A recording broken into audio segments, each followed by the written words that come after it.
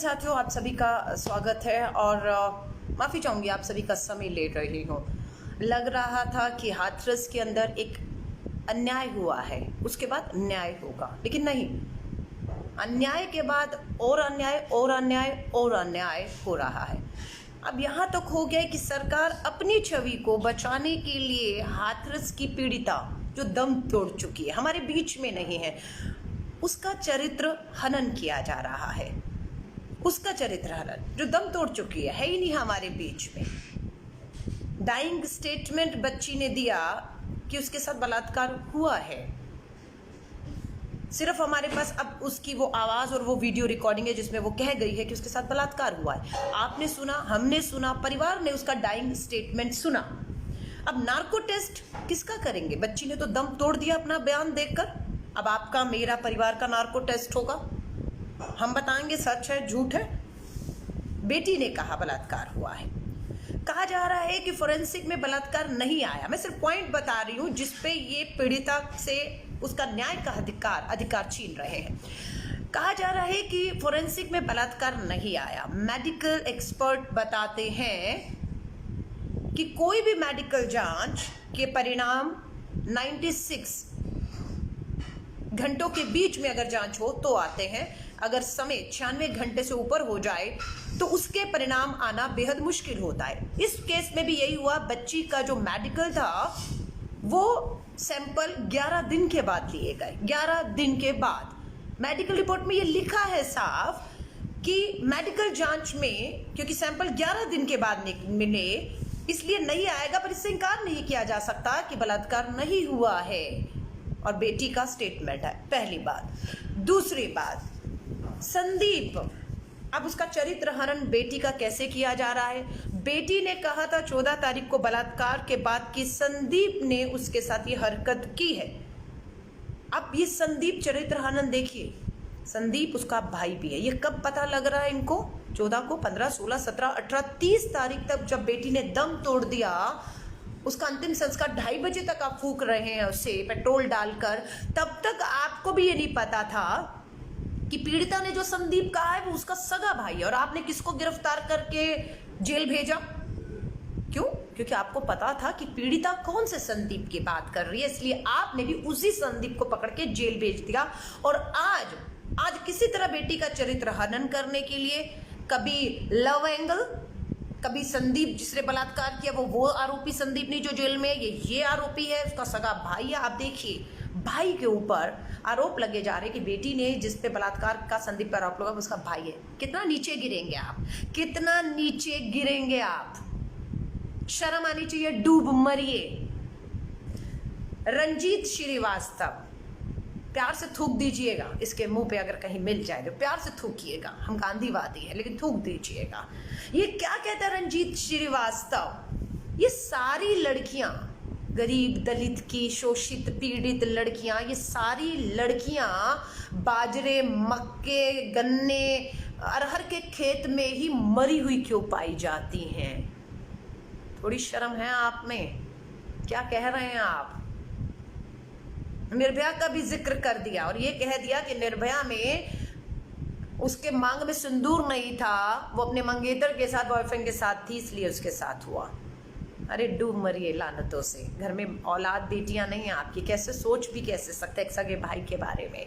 हाँ, जिसके आप, और उसके बाद कहते हैं कि बेटी का अंतिम संस्कार 30 तारीख को रात को 2:30 बजे इसलिए करना पड़ गया, दंगे, जातीय दंगे भड़कने का सुबह तक डर था 30 सितंबर के बाद 1 अक्टूबर को। लेकिन ये दंगे वाला एंगल, अंतरराष्ट्रीय साजिश का एंगल 30 तारीख को जब आप फूक रहे थे इस बहाने को लेकर, तब क्यों नहीं बताया? 1 अक्टूबर को क्यों नहीं बताया कि क्यों अंतिम संस्कार 2:30 बजे करना पड़ा?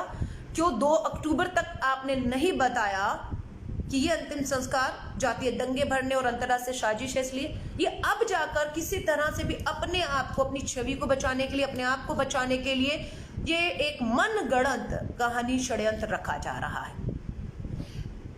PFI, popular front of India, सुनिएगा ध्यान से, ये पॉपुलर फ्रंट ऑफ इंडिया के ऊपर इन्होंने भाजपा की सरकार ने दिल्ली के 2020 के दंगों में, क्योंकि ये सभी लोग, हम भी थे, CAA प्रोटेस्ट में, नागरिकता कानून के प्रोटेस्ट में आंदोलन कर रहे थे देश भर में, PFI ने भी किया। 2020 में दिल्ली में दंगे हुए, इन्हें चिन्हित किया गया कि दिल्ली के अंदर जो दंगे हुए हैं इसमें PFI का हाथ है। ठीक है, आपके पास सबूत होंगे, लेकिन ये सबूत कोर्ट में क्यों नहीं पेश कर पाए? कोर्ट में तो आपने नहीं पेश कर पाए और PFI बाइज्जत बरी कर दिया गया। उसके बाद CAA प्रोटेस्ट में डॉक्टर काफिल खान ने हिस्सा लिया। डॉक्टर काफिल खान को भी देशद्रोह का आरोप लगाकर जेल में डाल दिया इन्होंने। इलाहाबाद हाईकोर्ट ने फटकार लगाई और बाइज्जत डॉक्टर काफिल खान को बरी कर दिया गया। ये क्यों मुंह की खानी पड़ती है? ये आरोप लगाते हैं, सबूत नहीं होते उनके पास। तबलीगी जमात, कोरोना महामारी में इन्होंने तबलीगी जमात के ऊपर कितने गंभीर आरोप लगाए, लेकिन सबूत नहीं दे पाए। मुंबई हाईकोर्ट और मद्रास हाईकोर्ट ने बाइज्जत बरी किया तबलीगी जमात के लोगों को और कहा बली का बकरा बनाए जा रहे हो, सारी FIR रद्द कर दी। यहां पर भी भाजपा संघ की सरकार को मुंह की खानी पड़ी। आज फिर एक बार PFI पर आरोप लग रहा है, सबूत होंगे इनके पास। पर मैं आपको ये कहती हूं कि ये पूरी हाथरस की घटना एक और है जिससे आप इनकार नहीं किया जा सकता कि बलात्कार हुआ। उस बलात्कार से आप जानकर इनकार कर रहे हैं, आपने सबूत तथ्यों को मिटाने की कोशिश की। पूरी भाजपा का, चाहे ये बेशर्म रंजीत श्रीवास्तव जो कहते हैं ये बेटियां खेतों में ही क्यों बलात्कार के बाद पाई जाती हैं, इनके सांसद राजवीर सिंह दिलेर अलीगढ़ की जेल में क्यों बलात्कार के आरोपियों को मिलने जाते हैं, इनकी विधायक राजस्थान से मीनाक्षी महेश्वरी ये कहती हैं कि हम नार्को इसलिए चाहते हैं क्योंकि हमें मालूम है ये बलात्कार नहीं हुआ, ये मात्र बदनाम करने की साजिश है। डूब मरिए, किसके साथ खड़े हैं? क्यों? पहला मामला है कि जज पीड़िता के घर गया है। इससे पहले शायद कोई मामला हो जहां पर जज को उठकर मजबूर होना पड़े कि वो पीड़िता के घर जाए। ये जज भी अंतर्राष्ट्रीय साजिश के तहत पीड़िता के घर गए, आपका ये कहना है? अंतर्राष्ट्रीय साजिश के तहत जातीय दंगों में क्या आप आरोपियों के परिवार, उनके समर्थकों को भेज रहे हैं रैलियां कराने के लिए, परिवार को धमकाने के लिए अंतर्राष्ट्रीय साजिश के तहत? प्रधानमंत्री मोदी जी मौन है। किसी क्रिकेटर का कहते हैं अंगूठा भी टूटता है तो तुरंत ट्वीट करते हैं। किसी बॉलीवुड को कुछ होता है, वायु सुरक्षा दी एक बेटी को, मैं उसको बेटी ही कहूंगी, एक बेटी को वायु सुरक्षा में चलाया जा रहा है और दूसरी ही बेटी को जो दलित गरीब शोषित है उसे रात के अंधेरे में जलाया जाता है। एक को वायु सुरक्षा में चला रहे हैं और एक को रात के अंधेरे में जला रहे हैं। लगातार अन्याय हो रहा है। प्रियंका गांधी जी, राहुल गांधी जी हाथरस क्यों गए, बलरामपुर क्यों नहीं गए? क्योंकि सुनने में आ रहा है कि वहां के जो चारों आरोपी पकड़े गए हैं वो मुस्लिम समाज से, इसलिए वहां हम नहीं जा रहे हैं। PFI को भी मेरठ से, पता नहीं मथुरा मेरठ से पकड़ा गया है क्योंकि वो हाथरस जा रहे थे। उन बेवकूफ़ों को भी जिस तरह से हाथरस में एक समाज, आरोपियों से संबंधित जो समाज है, रैलियां कर रहा है, पीड़िता के परिवार को धमका रहा है, तो इसी तरह PFI को भी बलरामपुर जाना चाहिए था क्योंकि इनसे संबंधित लोग तो आरोपी वहां है, वो वहां जाके उनके समर्थन में रैलियां नहीं कर रहे। आप समझ रहे हैं? बलरामपुर में कोई किसी के समर्थन में रैली नहीं कर रहा, कोई ये नहीं कह रहा बलात्कार नहीं हुआ, लेकिन हाथरस में ये कहा जा रहा है कि बलात्कार नहीं हुआ, जीभ नहीं कटी। वो संदीप बलात्कार का जिस पे आरोप है वो नहीं, इसका सगा भाई है।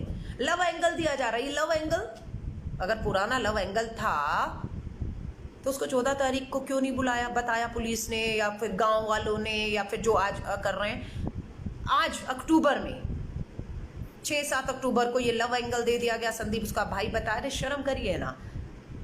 हमारी इसीलिए मांग है कि प्रधानमंत्री जी के कहने पर जो SIT बिठाई गई, आज उस SIT को रिपोर्ट देनी थी। उस SIT की रिपोर्ट में पता नहीं क्या समझ नहीं आया, 10 दिन का और समय दे दिया गया। और SIT के मायने क्या है? जब CBI की जांच के आदेश दे दिए गए तो SIT को क्या आप समय बढ़ा रहे हैं? उसका तारीख पे तारीख SIT वही जो योगी सरकार के पूरे अधीन दिशा निर्देश पे काम कर रही है, जैसे DM ने किया है। CBI की मांग, जांच के आदेश के बाद नोटिफिकेशन क्यों नहीं हो रहा? क्यों CBI अभी तक 2-3 दिन से ऊपर हो गए हरकत में नहीं आ रही है?